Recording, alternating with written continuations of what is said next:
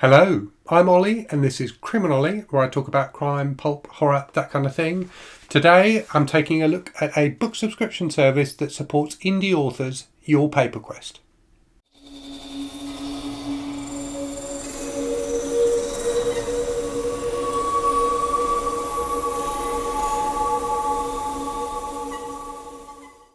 So Your Paper Quest is a book subscription service that I featured on the channel before a few months ago.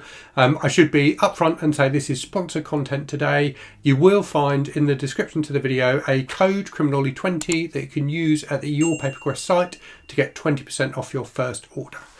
So what I'm going to do today is talk a little bit about what Your Paper Quest does, and then I'm going to open this box and take a look at the books inside. I'll read the blurbs of both of the books, and then I'm going to go away and do like a try a chapter thing, read the first chapter of both books, and then report back on what I thought of them. A few things have changed since the last time I talked about Your Paper Quest on the channel. The main one is it's now available in the US as well. So it was previously just a UK only service, but you can now sign up in the US as well. The other thing that's changed is you can now select the frequency of your subscription. So you can choose to receive a package from them either every month, every 2 months, or every 3 months. What hasn't changed though is their basic offering. So their basic concept of Your Paper Quest is it's a subscription service that supports indie authors. So they read through submissions from indie authors, they curate those and choose the books that are going to be in each month's package. And those packages are themed. So I've previously featured a horror theme box.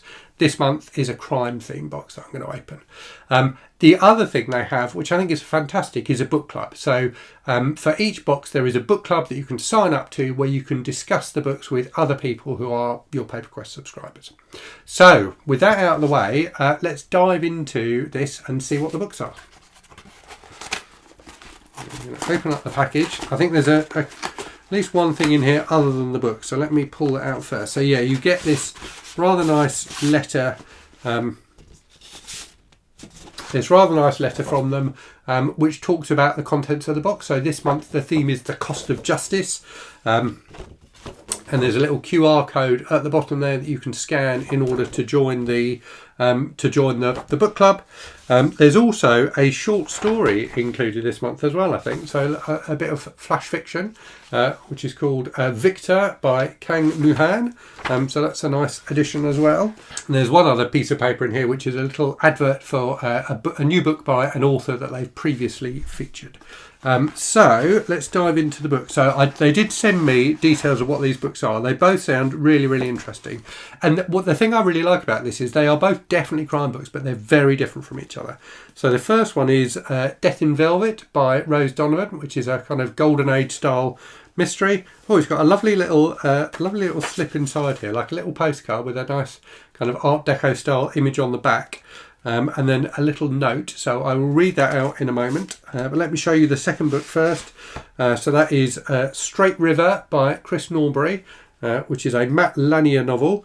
Again, that's got a nice little insert in it, and they have these lovely like gold insignias in them as well to show that it's come from Your Paper Quest, plus a little bookmark in this one too.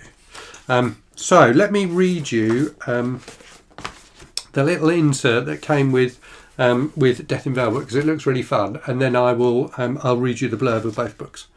So it says confidential. So it's dated, January 13th, 1936.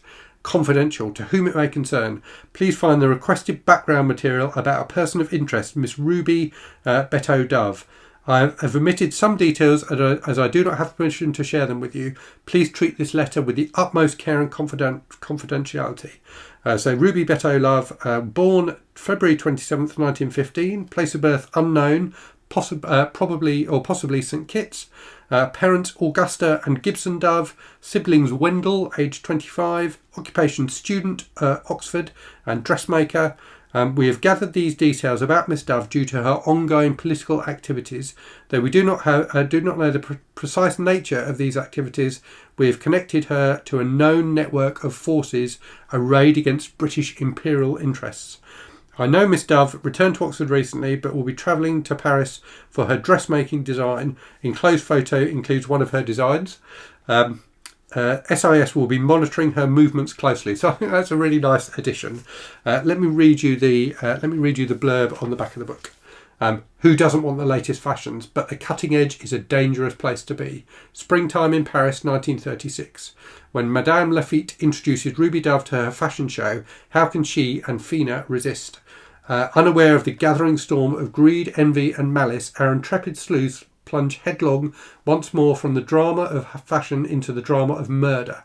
A flighty model, an affable cad, a pushy buyer, a gruff archaeologist, a wretched assistant, an insouciant hotel manager, a confident maid and a talented designer all have a motive for murder, and every one of them could have risked the guillotine. Faced with too many suspects, too many motives, and the ticking clock of a police investigation, our detectives whine and dine their way through Paris, hoping that someone will slip. Perhaps a Freudian slip edged with fashionable lace. So this sounds like a very enjoyable Golden Age style mystery. So looking forward to diving into that. I will read the first chapter in a moment and then report back and let you know what I thought of it. Next up then we have the Chris Norbury book. So you have a little note here from Chris Norbury welcoming you to the book. So it's the first in his... is it the first in the series? Hold on, let me read this. Yes, so it's the first in a trilogy. So let me read you the blurb of this one. Straight River, the prequel to the award-winning thriller Castle Danger, is a mystery thriller set during the emotional and financial aftermath of the Great Recession. After his estranged father dies in a farming accident, professional musician Matt Lanier returns to his hometown of Straight River, Minnesota. While he's settling his father's estate, an old family friend and neighbour asks Matt for help. Her husband's recent death was ruled a suicide. She insists it wasn't, but if she can't disprove the ruling, she'll lose her farm. The local authorities are uncooperative, so Matt turns to his ex-wife and a young computer prodigy for assistance. As he gets closer to the truth, Matt suspects both deaths are connected to a violent conspiracy with national implications. When the conspirators intensify their efforts to silence them, Matt must decide if it's worth risking more lives, including his, to protect his friend and hundreds of other farmers from financial catastrophe. So this sounds really interesting as well. Very different from the other one, but does sound like an interesting read. So I'm going to go away now and read the first chapters of both of these books, and then I will report back. Okay, so I've read the first chapter of both books, so let me report back on them. So I'll do Death in Velvet first. So this was fun.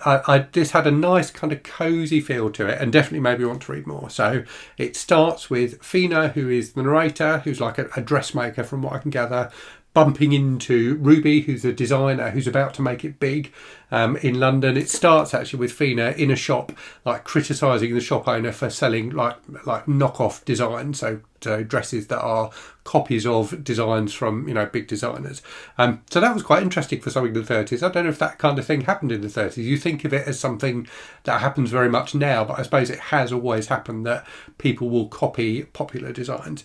But yeah, there's a nice kind of friendship between Fina and Ruby, and the chapter ends with Ruby saying she's had a letter from a big fashion house in Paris inviting her to come and be one of their designers, and Ruby and Fina are about to head off to Paris. So yeah, a nice, enjoyable, cosy feel, a nice kind of lightness to it. It definitely feels like a fun book. So yeah, I think I will definitely continue with that one at some point. This one, Straight River, definitely has not a heavier feel exactly, but a more sombre tone to it, I guess. So set, as the blurb suggested, after the financial crash, and starts with Ray, who's the father of the hero, who's a farmer, waking up in the middle of the night, investigating something weird that's going on at his farm. So there's definitely a hook there, definitely a bit of suspense there.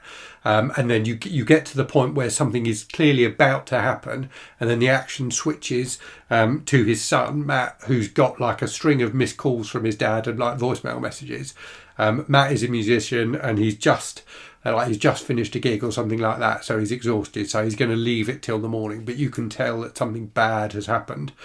So yeah, definitely a nice suspenseful hook. I think I slightly preferred this one just because it felt like it was really fun, but definitely those first chapters made me want to continue reading both of the books. So yes, that is your paper quest. I think it's really interesting what they do. I like the fact that they are different from the other book subscription services out there. I really like the fact that they support indie authors, and it seems to me like a great way to discover new authors who you might not chance across otherwise.